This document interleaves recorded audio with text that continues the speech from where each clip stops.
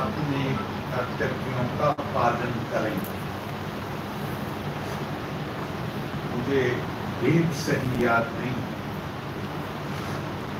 Emergency में आप लोग बता सकते हैं कि मुरारजी भाई देसाई जी की रिहाई के तकरीबन 12 दिन के बाद मैं लखनऊ जेल से छूटा, इमरजेंसी में लखनऊ जेल में, और मैंने फाइनल लॉ का इम्तहान भी वहीं से लिखा, इमरजेंसी में जेल से।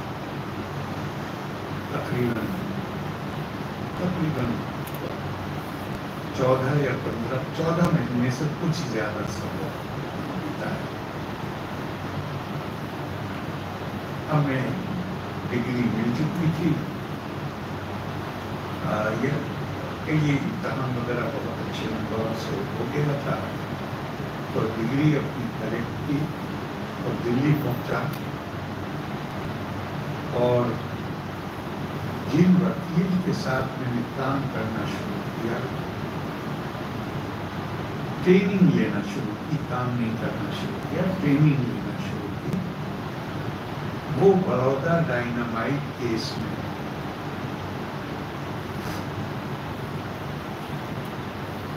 जो लोग अभियुक्त थे, जिसमें जॉर्ज फर्नांडीज साहब भी थे, के विक्रम राव साहब भी थे, उनकी तरफ से वकील थे।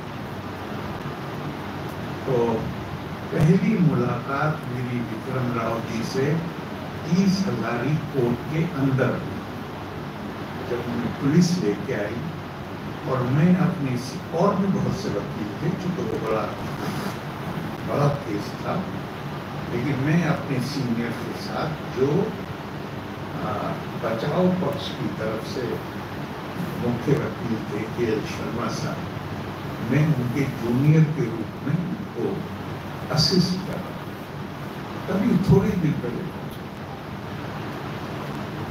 वहां मेरी पहली मुलाकात हुई।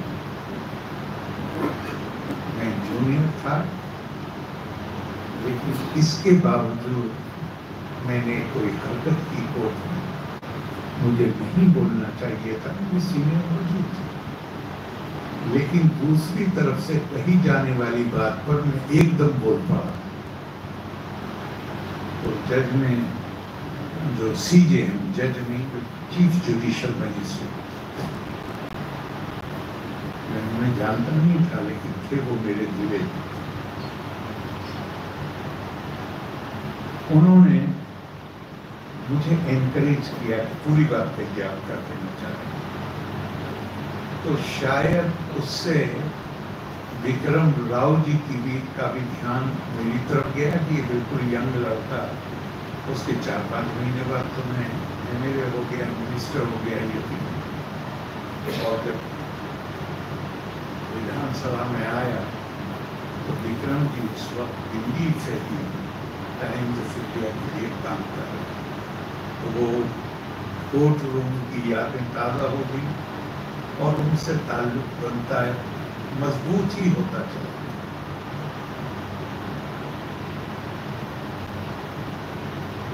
क्या उनका प्यार था, क्या सही मानों में कह सकते हैं कि अगर उनसे एक दोस्ती का, मित्रता का भाव किसी स्टेज पर पैदा हो,